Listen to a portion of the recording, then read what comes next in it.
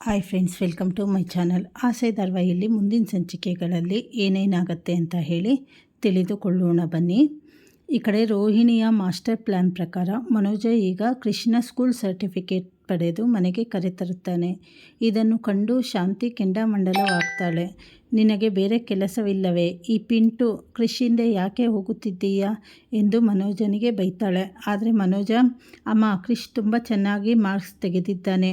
ನನ್ನ ಕೈಯಿಂದಲೇ ಸರ್ಟಿಫಿಕೇಟ್ ಪಡೆಯಬೇಕು ಎಂಬುದು ಅವನ ಆಸೆ ಆಗಿತ್ತು ಎಂದು ಸಮಾಧಾನ ಮಾಡಿಸಲು ಪ್ರಯತ್ನಿಸುತ್ತಾನೆ. ಸೂರ್ಯ ಮತ್ತು ಮೀನಾ ಕೂಡ ಅಲ್ಲಿಗೆ ಬಂದು ಶಾಂತಿಯ ಮಾತಿಗೆ ಟಂಗ್ ಕೊಡ್ತಾರೆ. ಕೃಷ್ ಮನೋಜನ ಜೊತೆ ಹೆಚ್ಚು ಸಮಯ ಕಳೆಯಬಾರ್ದು ಎಂದು ಶಾಂತಿ ವಾರ್ನಿಂಗ್ ಕೊಡ್ತಾಳೆ. ಆದರೆ ರಂಗನಾಥ್ ಅವರು ಬಂದು ಶಾಂತಿಯ ಬಾಯಿ ಮುಚ್ಚಿಸ್ತಾರೆ. ರೋಹಿಣಿ ತನ್ನ ರೂಮಿನಲ್ಲಿ ಮನೋಜನನ್ನು ಅಪ್ಪಿಕೊಂಡು ಹೊಗಳಿದಾಗ ಆವೇಶದಲ್ಲಿ ಕೃಷ್, ಅಮ್ಮ ನಾನೇ ಎಂದು ಬಾಯಿ ಬಿಡುತ್ತಾಳೆ. ತಕ್ಷಣ ಎಚ್ಚೆತ್ತುಕೊಂಡ ಅವಳು ಮನೋಜನನ್ನು ನಂಬಿಸಲು ತನ್ನ ಮೈಮೇಲೆ ಕಲ್ಯಾಣಿಯ ದೆವ್ವ ಬಂದಂತೆ ನಾಟಕವಾಡ್ತಾಳೆ. ನಾನು ಕಲ್ಯಾಣಿ, ನೀನು ಕೃಷ್ಣನ್ನು ನಿನ್ನ ಮಗನಂತೆ ನೋಡಿಕೊಳ್ಳಬೇಕು ಮತ್ತು ಅವನು ನಿನ್ನನ್ನು ಅಪ್ಪ ಎಂದು ಕರೆಯುವಂತೆ ಮಾಡಬೇಕು ಎಂದು ಮನೋಜನಿಗೆ ಬೆದರಿಕೆ ಹಾಕ್ತಾಳೆ. ಮನೋಜ ತನ್ನ ರೆಪ್ಯುಟೇಷನ್ ಹಾಳಾಗುತ್ತದೆ ಎಂದು ಹೆದರಿದರೂ ತನ್ನ ತಾಯಿಯ ಜೀವಕ್ಕೆ ಅಪಾಯವಿದೆ ಎಂಬ ದೆವ್ವದ ಮಾತಿಗೆ ಹೆದರಿ ಒಪ್ಪಿಕೊಳ್ತಾನೆ. ಮರುದಿನ ಬೆಳಿಗ್ಗೆ ತಿಂಡಿ ತಿನ್ನುವ ಸಮಯದಲ್ಲಿ ಕೃಷ್ ಬಂದು ಮನೋಜನನ್ನು ಅಪ್ಪ ಎಂದು ಕರೆಯುತ್ತಾನೆ.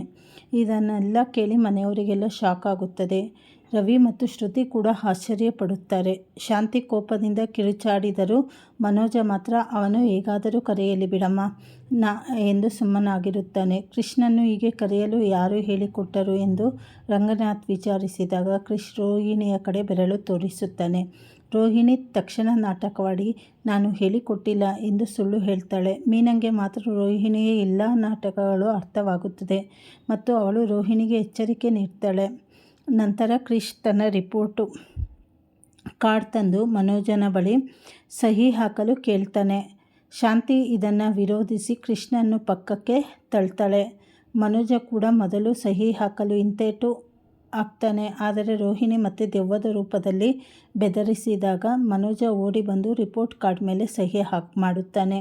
ಮನೋಜನ ಈ ದಿಢೀರ್ ಬದಲಾವಣೆಯನ್ನು ಕಂಡ ಮನೆಯವರು ದಂಗಾಗ್ತಾರೆ. ರೋಹಿಣಿಯ ಈ ಸುಳ್ಳಿನ ಬಲೆ ಎಲ್ಲಿಗೆ ಹೋಗಿ ತಲುಪುತ್ತದೆ ಎಂಬುದು ಮುಂದಿನ ಸಂಚಿಕೆಗಳಲ್ಲಿ ತಿಳಿದುಕೊಳ್ಳಬೇಕಾಗಿದೆ. ಆದರೆ ಈ ಕಡೆ ರೋಹಿಣಿ ಮನೋಜನ ಹೇಗಾದರೂ ಒಪ್ಪಿಸ್ಬೇಕು ಅಂತ ಹೇಳಿ ನಾಟಕ ಆಡ್ತಾ ಇರ್ತಾಳೆ. ಕಲ್ಯಾಣಿ ನನ್ನ ಮೈ ಮೇಲೆ ಬಂದಿದ್ದಾಳೆ, ನೀವು ನನ್ನ ಮಾತನ್ನು ಕೇಳಲ್ಲ ಅಂದರೆ ನಿಮ್ಮಮ್ಮನಿಗೆ ತೊಂದರೆ ಕೊಡ್ತೀನಿ ಅಂತ ಹೇಳಿ ಎದುರಿಸಿದ್ದಾಳೆ. ಹಾಗಾಗಿ ಮನೋಜ ಒಪ್ಕೊಂಡಿದ್ದಾನೆ. ಆದರೆ ಈ ಕಡೆ ಮೀನನಿಗೆ ಅನುಮಾನ ಇರುತ್ತೆ, ಯಾಕಂದರೆ ಮನೋಜು ಎಲ್ಲದಕ್ಕೂ ಒಪ್ಕೊಂಡಿರೋದಕ್ಕೆ ರೋಹಿಣಿನೇ ಕಾರಣ ಅಂತ ಹೇಳಿ. ಆದರೆ ಮುಂದಿನ ಸಂಚಿಕೆಗಳಲ್ಲಿ ಮೀನಾ ಎಲ್ಲರ ಮುಂದೆ ಅವಳ ಸತ್ಯನ ಬಯಲು ಮಾಡ್ತಾಳೆ. ಈ ಕಡೆ ಕೃಷಿ ರೋಹಿಣಿ ಮಗ ಅಂತ ಹೇಳಿ ಗೊತ್ತಾಗುತ್ತೆ. ಕಲ್ಯಾಣಿ ರೋಹಿಣಿ ಇಬ್ಬರು ಒಬ್ಬರೇ ಅನ್ನೋದು ಮನೆಯವರಿಗೆ ಗೊತ್ತಾದರೆ ಮುಂದಿನ ಸಂಚಿಕೆ ಪರಿಣಾಮ ಏನೇನಾಗುತ್ತೆ. ಶಾಂತಿಗಂತೂ ಗೊತ್ತಾದರೆ ರೋಹಿಣಿನ ಮನೆಯಿಂದ ಹೊರಗಡೆ ಆಚೆ ಹಾಕ್ತಾರೆ. ಆದರೆ ಮುಂದಿನದರಲ್ಲಿ ಏನೇನು ಅಮೋಘ ತಿರುವು ತೆಗೆದುಕೊಳ್ಳುತ್ತೆ ಅಂತ ಹೇಳಿ ಕಾದು ನೋಡಬೇಕಾಗಿದೆ. ಹೊಸದಾಗಿ ಯಾರ್ಯಾರು ಚಾನಲ್ ನೋಡ್ತಾ ಇದ್ದೀರಾ ಚಾನಲನ್ನು ಸಬ್ಸ್ಕ್ರೈಬ್ ಮಾಡ್ಕೊಳ್ಳಿ. ಹಾಗೆ ಬೆಲ್ ಬಟನ್ ಒತ್ತೋದ್ರಿಂದ ನಿಮಗೆ ನಾನು ಯಾವುದೇ ಕತೆ ಸೀರಿಯಲ್ದು ಅಪ್ಡೇಟ್ ಹಾಕಿದರೂ ನಿಮಗೆ ತಕ್ಷಣ ನೋಟಿಫಿಕೇಷನ್ ಸಿಗುತ್ತೆ. ಹಾಗೆ ಇನ್ನು ಬೇರೆ ಬೇರೆ ಸೀರಿಯಲ್ ಏನಾದರೂ ಬೇಕು ಅಂದರೆ ನನ್ನ ಚಾನಲಿಗೆ ಹೋಗ್ಬಿಟ್ಟು ನಿಮಗೆ ಯಾವುದು ಇಷ್ಟ ಆಗುತ್ತೆ ಆ ಸೀರಿಯಲನ್ನು ನೋಡಿ.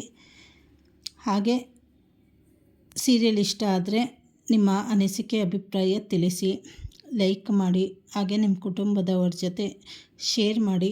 ಧನ್ಯವಾದಗಳು.